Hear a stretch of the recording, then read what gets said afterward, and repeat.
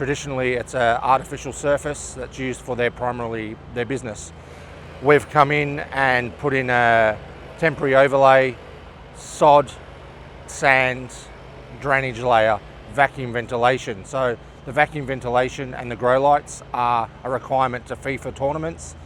The sod on plastic has come from the farm in Washington. That is a uniquely North American-like tool.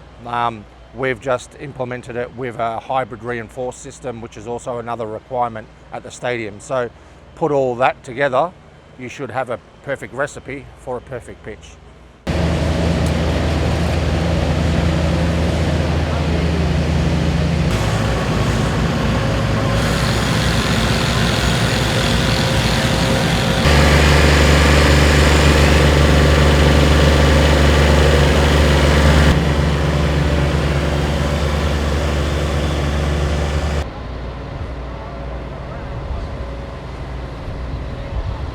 It's simply just growing grass, right? I mean, grass is a plant and it needs sunlight. So we have to have grow lights. So FIFA requires grow lights because a lot of these stadiums, even if it's not a dome stadium, a lot of them are for spectator comfort, and they got these overhangs, and there's a lot of shade even in the summertime. So they have a requirement for grow lights in case they need to get some grow lights to help the grass grow.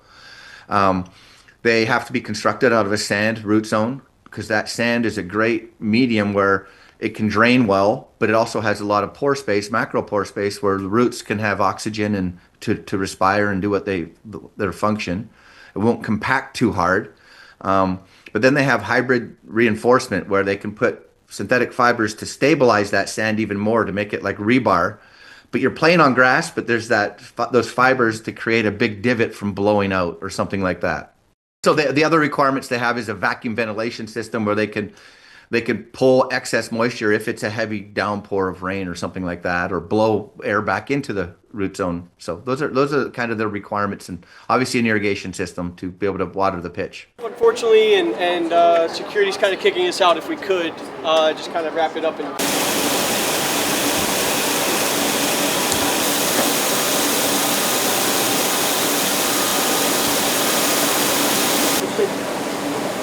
There we go, vibrating.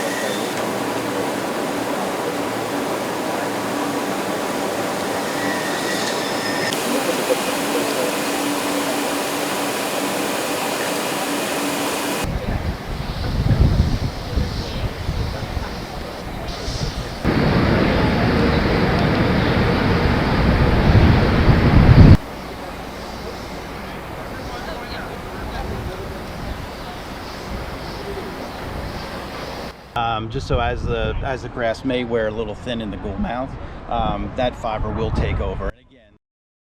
So this is a Kentucky bluegrass surface. This is a hybrid surface, so it does have the fibers in it. So some stadiums are going to stitch the fibers, and this is more of a carpeted where it's laid out, filled with sand, and then seeded. That process started over at our sod farm at Tuckahoe Sod Farms. That started back last fall.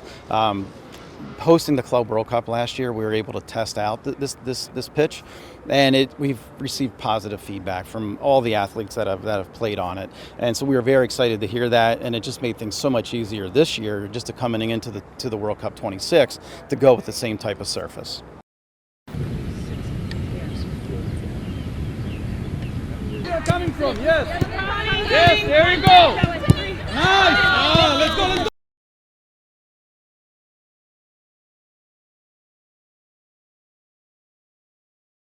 The geography of the three countries being so far apart, from Mexico City to Vancouver's 3,100 miles or so, and then you couple that in with the climatic regions. You got hot tropical kind of in Miami, sea level. You got a cool temperate climate in Seattle.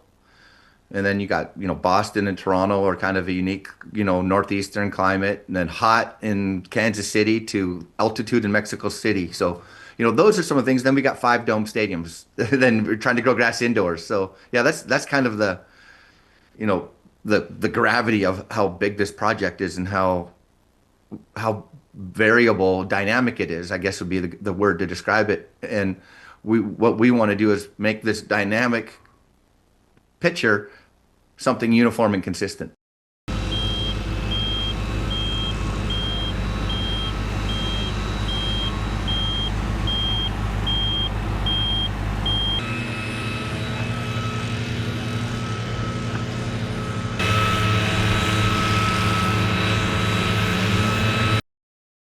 So if somebody was in Vancouver one day and then Los Angeles the next or Mexico City the next, that they could be ensured that they were going to be playing on a relatively the same surface and have a predictability.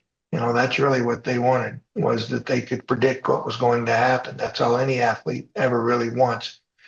So that's part of the challenge, and that's why they came to us. And of course, the cool thing is that this is all through FIFA funding. This research, and what's going to come out of this is better fields in the future.